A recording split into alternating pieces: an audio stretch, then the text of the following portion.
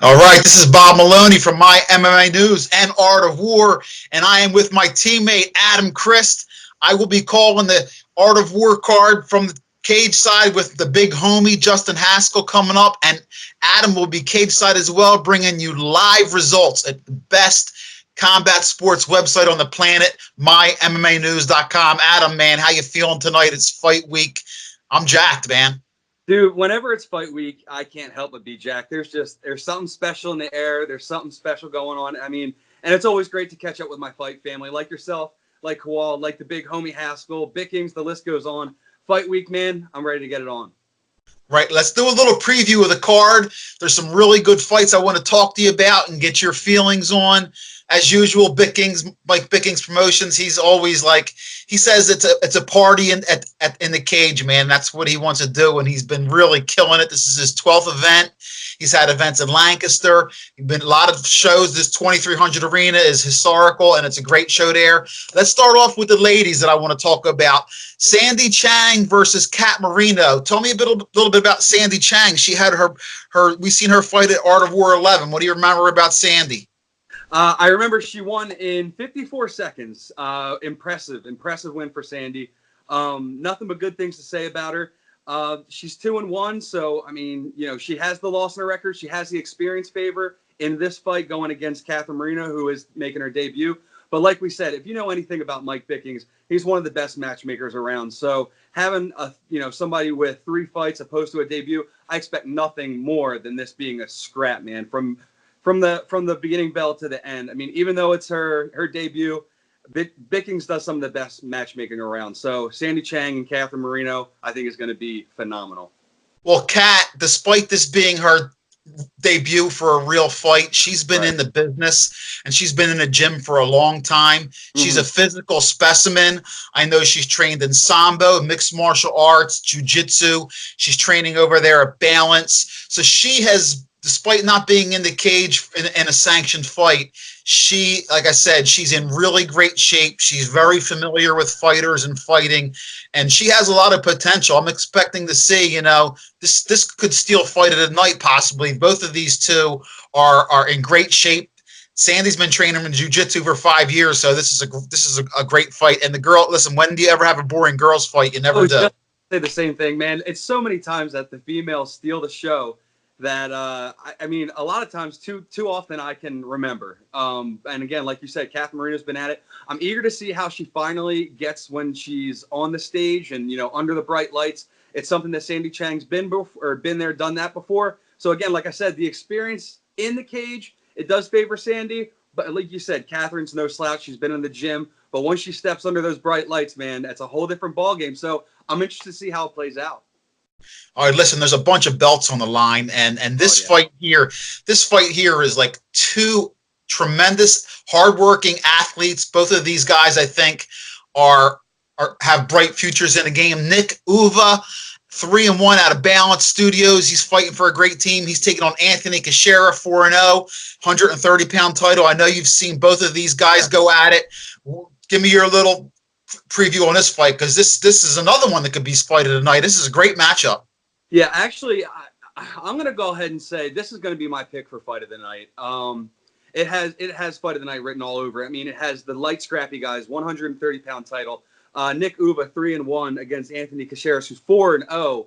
I mean, match wise, it doesn't make much better sense than that. I mean, it's just 2 animals getting there to punish people, and you have Nick Uva. He has decision wins on his record. And he's only lost by decision. But when he wins by decision, he gets in there and he punishes people. And that's something I really like to see. And, with Anthony, he has 1 stoppage to 3 decision wins. So it goes to show he does have that finishing power and that prowess to end the fights. But, again, man, this is one I'm really truly looking forward to this one, because I've seen Nick and Anthony before. And once they meet center cage, I have a gut feeling it's not going to be pretty. Well, listen, the great thing about this is it's advanced amateur rules, so it's going to be 3-minute rounds and ground and pound. So both of these guys are getting their first opportunity to kind of expand their game. So definitely, that's a great pick for fight of the night. I can't argue with you. Let's move on. Yeah. We got Michael Kennedy, who's a little bit of he's intricate with his kung fu. He's 3-0, 185, a huge prospect, and he's taking on a very tough man, Gordon Wigington, who's 4-4. But listen, a couple of his losses are to Paul Sims and to Andre Petroski. Gordon Wigington, man, is a tough dude. Wigington versus Kennedy for the 185-pound title. This has brawl written all over it. It does, man. Mike Kennedy, he's a tough cat to figure out with his striking. Like you said, he's interesting to watch. But Gordon Wigington, like you said, he's as tough, and his losses are to people that are on absolute rampages right now and on an absolute tear. So it just goes to show that just because he has some losses on his record doesn't mean that it's to some slouching or anything like that. Like you just said, Paul Sims, Andre Petroski, are you kidding me? If you lose to them, that's pretty good people to lose to nonetheless, because you're guaranteed a hell of a fight no matter who you're in there with. And Gordon Wigington, he brings it. He's tough, man. And this fight, it's interesting to see. I'm really interested to see how it plays out. But this is one of those that I'm not even going to try and make a prediction because it's two styles that are completely different. So I can't wait to see how it weighs out. One's going to go one way, the other's going to go the other, and I just want to see it clash in the middle and see how it all goes down. I can't wait for that fight. Hey, Wigington took Petroski the distance. It went to decision. So, Listen, Petroski, who we're going to talk about, who is on the card, is a monster, and he's a huge prospect. So Wigington's got to be a tough dude. I'm looking forward to that. Let's move on to, some more great prospects. John Garbarino, who's 2-0, and listen, he's just sells out the house, huge ticket seller, got a great following, another great camp, taking on Sean Glass, the firefighter, who is coming off a nice victory against Tanner Lead. Another great matchup, 2-0, 1-1. What do you think of Garbarino? Sean Glass, he had an impressive scrap at Art of War 9. Like you said, that was Art of War 9. John, like you said, he sells out the house. When John's on the card, man, the crowd roars almost as deafening as when Joey Piper's on the card. And you know how that crowd gets, man. So, John Garbarino, he has the crowd in his favor. He's a tough, gritty cat, 2-0. This one's going to be good, man. I have my feelings. I have, who I think might take the bout, but I'll leave that off record. That's why I'm here to just write it out and see how it plays out, man. But, it's fight night. Anybody can win on any given day. And, again, on Viking's part, matchmaking at its finest. Yeah, and hey, listen, Garbarino, he didn't make any excuses. His last fight, he got off to a sluggish start. I know he had suffered from some food poisoning, and then in the third round, he landed a vicious left hook for the finish. So both of these guys, man, are two more great athletes. Let's move on to the pro portion of the card. Yeah. I talked to this man today, Zed Montanez. He's 2-0. I think he's one of the brightest prospects in the region. Mike Bickings just signed him to a nice deal. Mike said that he believes he has UFC potential, and he's taking on Shelton Sales. Now, Shelton Sales is 3-2, and he's coming off of 2 straight stoppages. So this is not an easy fight. 2-0, 3-2. What do you see, my man?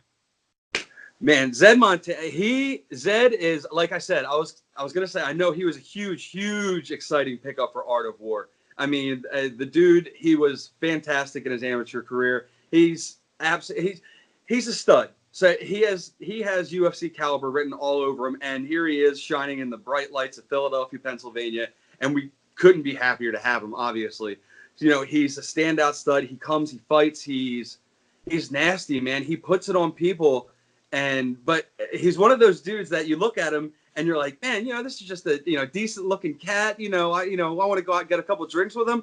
Don't piss this guy off, man, and you don't want to meet him center cage, man. Zed is an animal, and Shelton Sales, like you said, 3-2, 2 wins, 2 stoppages recently. This pro card, it's stacked, man. This pro card is really stacked, and I'm looking forward to kicking it off with this one. Yeah, just as a little preview, I talked to Zed Montanez today, so you can check out the website in the next couple days and, see Zed for yourself. Really humble guy, another guy who has a bright future, and we're lucky I feel lucky that we get to, tell his story and see him progress, because he's really not just a great fighter, but a great guy outside of the cage, very humble. Let's move on now to Andre Petroski. Andre don't have a nickname. I've been trying to get him as Andre the Executioner Petroski. I think he likes it. And the reason I say that is because he's not a shit talker. No. He comes out to the ring and you just sense, you can sense he has an aura about him as far as his talent. He really is. He carries himself that way. He's 1-0, and God, his last fight was. It's not like he's been on a little bit of a long layoff, Adam. But you know what happened? He went through a full camp, Art of War 11. Yep. 10 minutes before he was supposed to make his walk to the cage, his opponents went to the doctor. Said he hurt himself hitting the pads. It was an awful experience for him, and I didn't even want to talk to him about it. But we got Petroski 1-0, and he's fighting, Ryan Parker, who's 3-2, who got off to a little bit of a slow start, but then he's won his last 2 fights. And another good matchup of winning records: Ryan Parker 3-2, Petroski 1-0, co-main event. The place is going to be going crazy. Petroski's another popular guy who people follow. Yeah. First off, Andre Petroski, as you know, the 302 gym has had a couple fights in the previous week, so I've gotten to spend some time at 302 BJJ, and I've gotten to see Andre on the mats and getting ready for camp. And like you said, there's an aura about Andre when he gets ready to scrap, man, and it's the same aura. It's the same feeling when you watch him train. It's just there's something special about this kid, and when he comes to the cage, man, you better be ready for it, because he's nothing that you want to. He's nothing you want to take lightly ever in the cage. And his opponent, man, like you said, 3-2. The experience is in his favor, and we have Andre coming in, the Russian, as I like to call him. That's my fun little nickname for him. But anyway, matchmaking at its finest again right here, because this is the co-main event that's going to have asses out of the seats, man, for real. When guys are 1-0 and they're coming up, a lot of times they try to match him up against somebody who only has less experience. I give him and his camp credit for taking on a guy with 5 fights and 3 victories to 1-0. Yeah. And, it shows something about what the state thinks of him, too, because a lot of times they like to match up guys, 1 fight to 5 fights. Sometimes you don't see that a lot, but that gives credit to Andre's background in wrestling, and they obviously know what a lethal performer he is. Now we're moving on to the main event, okay? Woo! Here we go. Coming out first, coming into enemy territory. Listen, the dude has a huge heart. He's the former Ring of Combat champion. He's not afraid to go into enemy territory and fight anybody. Eric, the Viking Roncoroni, the southpaw with knockout power. He's coming in against, listen, the place is going to be bonkers when Jesus Chavo Martinez, the Bellator veteran, comes out. Jesus' last fight, he broke Tony Parker's arm with a kick. Both of these guys throw heavy strikes, and let me tell you, I'll be wincing at the cage there just by hearing the sound. I can't wait.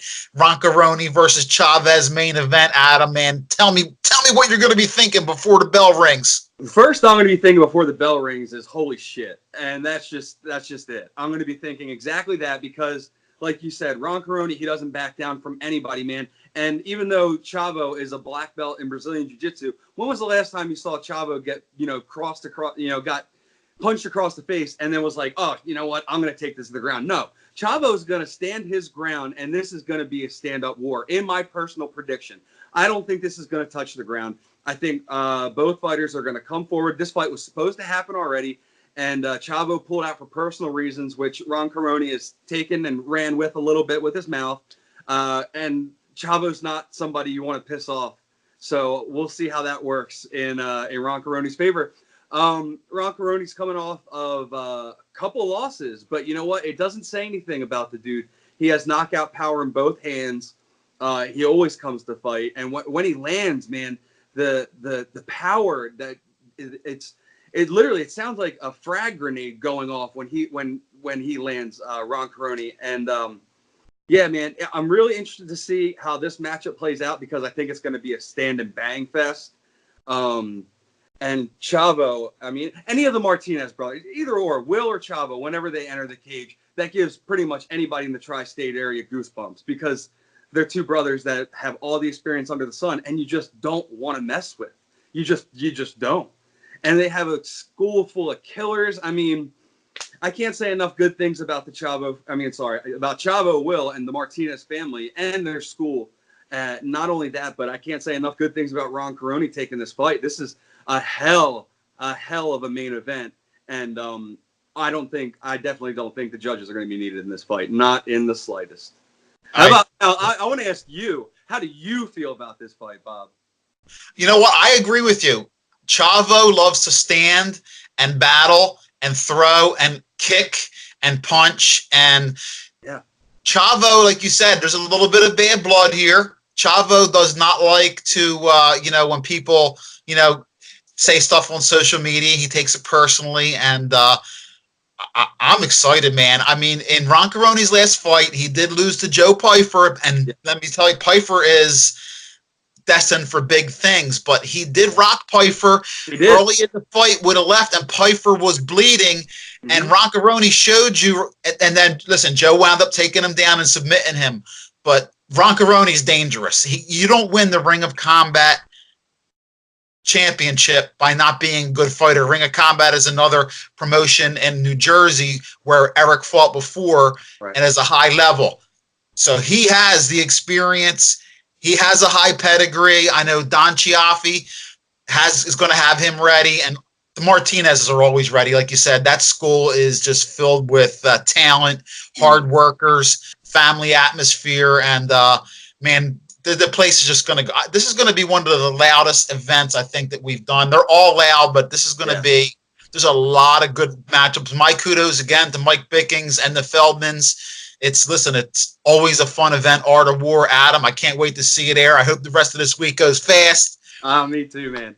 It was great talking to you, and I will touch base with you beforehand. I'm sure we'll touch base after the weigh-ins, and have a safe trip, man. I can't wait to see you, brother. It's going to be a fun night. All right, brother. I appreciate being on, and it's always a pleasure talking to you, and I look forward to fight night. Can't come soon enough, man. Yeah, baby. Adam Chris, baby. MyMMAnews.com.